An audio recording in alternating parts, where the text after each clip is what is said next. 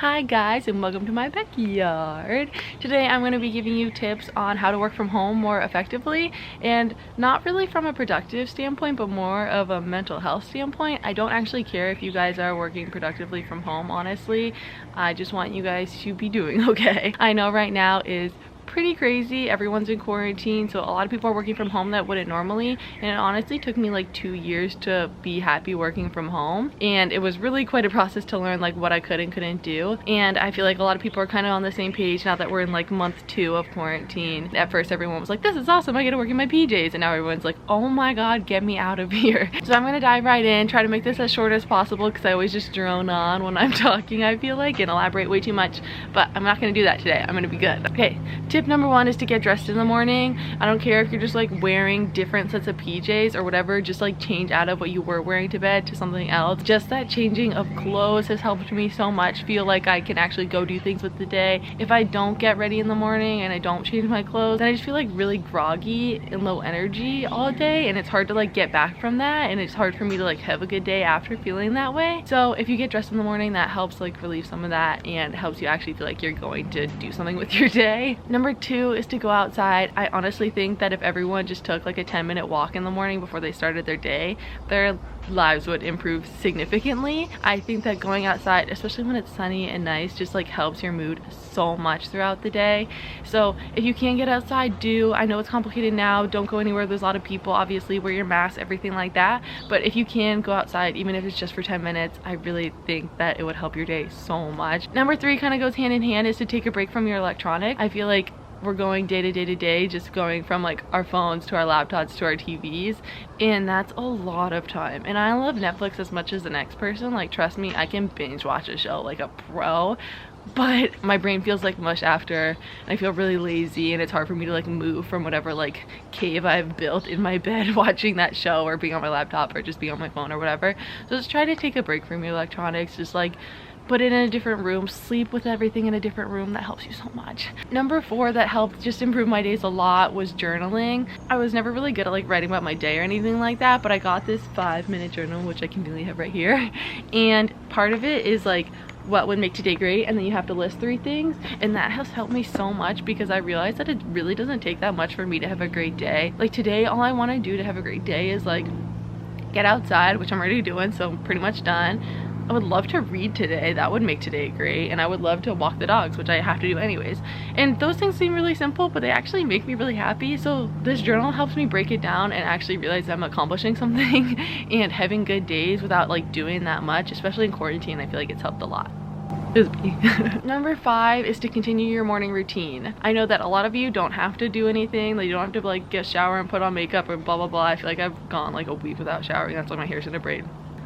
But if you can continue your morning routine, I really highly recommend it. You don't have to do it like as rigorously. I don't actually care what you look like at the end of it, but it just goes back to like not being groggy all day and like actually setting yourself up to have a good day. So yeah, continue your morning routine as much as you can. I really do think it'll help you have a better day from start to finish. Number 6 is make a schedule and stick to it. I think that one of the hardest parts about working from home is that like your home life doesn't really differentiate from your work life anymore. So either you're gonna want to do home life all the time or you're gonna try to do work life all the time, and it's hard to come up with that balance when there's no clear like boundaries in your life anymore because it's all kind of the same thing. So making a schedule really helps with that. It's actually something my therapist helped me with because I like to work all of the time and I really needed to like stop at a certain hour. So make a schedule and actually stick to it. Like force yourself to stop working at a certain time. And to go along with that, making to-do lists helps out so much.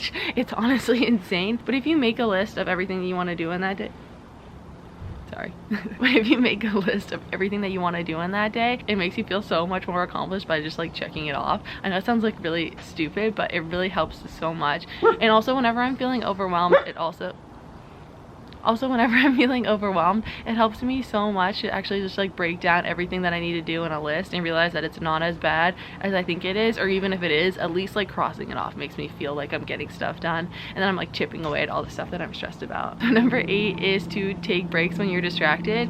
I think that a lot of times people will just like scroll on Instagram and they're like, shoot, I do have to work, so I have to like push through this and like get work done and like whatever, but honestly, like a 10-minute task can turn into an hour-long task if you're distracted, and if you're distracted, it's fine. Just actually like realize that, accept it, and then take a break and stop what you're doing and like go for a walk, or go make a snack, or go outside, or just go, like, I don't know, talk to someone or call someone, or do something to like take yourself away from the work that you're doing and then come back. Number 9 is probably the most important tip that I have. It's don't work where you sleep. Sleep is the most wonderful thing in the entire face of the planet, in my opinion, and working from where you sleep just disrupts it, and it makes you feel stressed when you're sleeping because it gives you all the same feelings of when you're working, but you're supposed to be sleeping in this like nice environment where you're like cuddly and happy and going to bed, but you can't do that anymore because that's where you work. So now you're naturally stressed there. Leave your bed to work, please. Like, if there's one thing you do, just leave your bed to work. Number 10 is to figure out the hours that you're most productive and then like really try to gear your schedule towards that. I'm most productive probably from like 8 a.m. to 2 or 3, and then I can work till 4, but like I'm starting to really tail off at that time and nothing's getting done after 5. Like, I'm through and through a morning person, and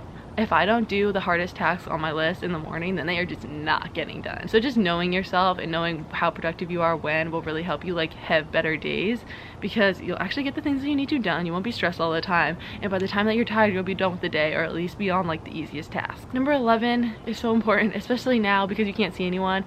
Stay in contact with your friends and family. Even if you're a big introvert, still talk to the people that mean a lot to you. It can help you not feel lonely. I think that we all need at least a little bit of social interaction. We're obviously not getting it anywhere else, so make sure that you call, FaceTime, text, whatever you can do your friends and family as much as possible, as much as you're feeling. You don't have to talk to everyone every day, but like it really will help to stay in contact with people. Number 12 is pretty simple, but it's just know yourself and know your limits, and don't try to push yourself past this. Your mental health comes first in my mind, always, and you shouldn't be pushing yourself super hard right now to like work the best from home, or like also run a marathon like everyone else, and like have this other side business and do this and do that because everyone's at home and doing that. Like, it's okay to relax and take this for what it is and do what you need to do and process it. And if you're not really feeling that productive, don't beat yourself up about it. It's fine. Try to take these tips, but if they don't work for you and you still feel like shit, don't beat yourself up about it. Like, it's not good, obviously, and you need to get out of that. Eventually you will, but just like give yourself a break.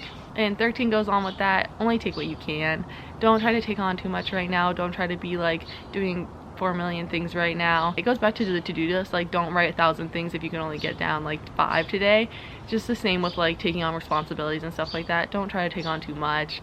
Just do what you can right now. Okay, I'm gonna try to finish this because it's gonna get really noisy in this backyard. But 14 is to create realistic expectations for yourself, and keyword here is realistic. When you set expectations for yourself, make sure that they are not completely out of the realm of possibilities, especially for right now. If you're not meeting the expectations that you normally set for yourself outside of quarantine, realize that you're in quarantine in a totally different environment and you need to adjust to it and give yourself a break. So make sure you're setting realistic expectations during this time. And then 15 is ask for help if you need it. There's literally no shame in ever asking for help. People want to help you. People thrive off of helping you. So just make sure if you need help to ask for it. That's all for today. I hope you guys take these tips, have a little bit better of a day-to-day life here in quarantine, working from home. And yeah, thank you so much for watching. Wishing you guys all the best, and bye.